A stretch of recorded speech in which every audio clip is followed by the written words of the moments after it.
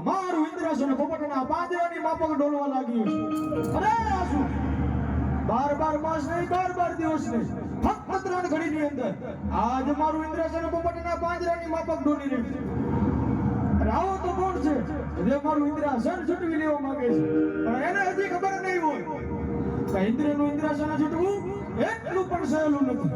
અને ફૂકે ઉડાડવું મહાન અભિમાન છે આ ઇન્દ્રનું. તો લાવ સ્વર્ગ લોકની અંદર જઈને તપાસ કરો આવો તો કોણ છે. અરે આસુ સ્વર્ગ લોકની અંદર કોઈ નથી તો લાવ પાતાળ લોકમાં જાઓ. અરે આસુ પાતાળ લોકની અંદર પણ કોઈ નથી તો લાવ હવે માનવ લોકમાં જાઓ.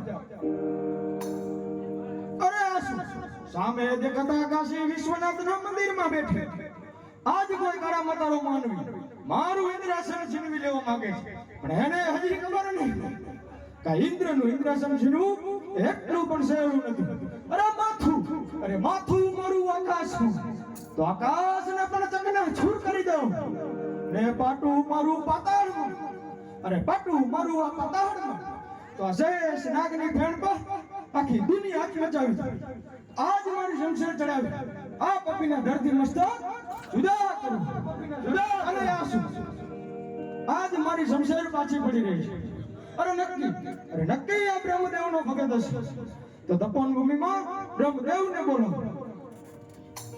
હે જે ઇન્દ્ર બોલાવે બ્રહ્મયા બજો રે.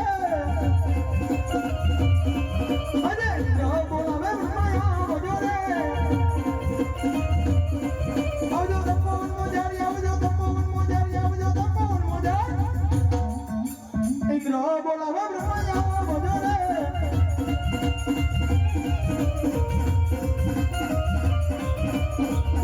આજે ઇન્દ્ર બોલાવે બ્રહ્મયા વિયાર. આવ્યા તપોન મોજારી આવ્યા તપોન મોજારી આવ્યા તપોન મોજારી. આજે ઇન્દ્ર બોલાવે બ્રહ્મયા વિયાર.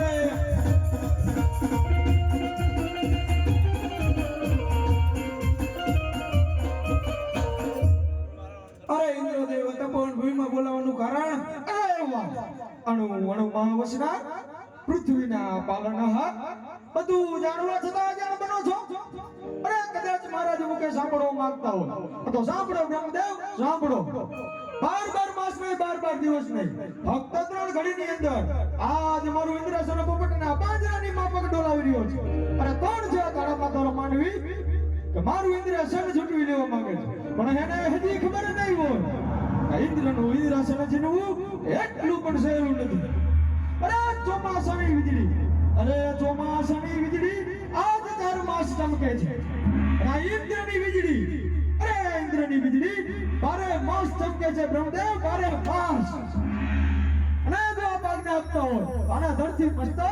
અરે થાવ ઇન્દ્રદેવ શાંત થાવ. જેવી રીતે તમારી ઇન્દ્રપુરી ડોલે છે એવી જ રીતે મારી બ્રહ્મપુરી ડોલે છે. આ તપ કરનાર વ્યક્તિ કોઈ સાધારણ તપસ્વી નહીં હોય.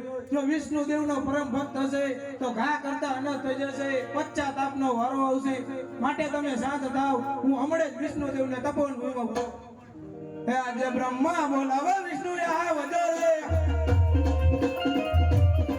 આજે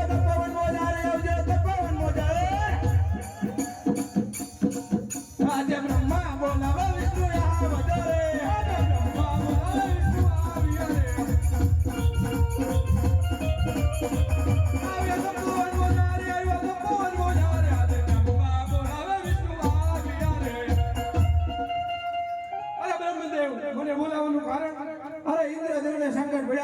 સંકટ ટાણે નિવારણ લાવો સંકટનું પ્રભુ.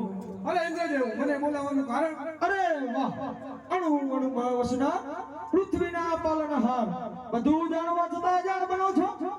અરે જો કદાચ મહારાજ મુકે સાંભળવા માંગતા હોય તો સાંભળો વિષ્ણુ સાંભળો 12 માસ નહીં 12 દિવસ નહીં ફક્ત 3 ઘડીની અંદર આજ મારું ઇન્દ્રાસન પોપટના પાંજરાની માફક ડોલાવી રહ્યો છે અરે કોણ છે તારા માતાનો માંડવી કે આજ મારું ઇન્દ્રાસન છીનવી લેવા માંગે છે પણ એને હજી ખબર નહીં હોય કે ઇન્દ્રનું ઇન્દ્રાસન છીનવું એટલું પણ સહેલું નથી અરે ચોમાસાનો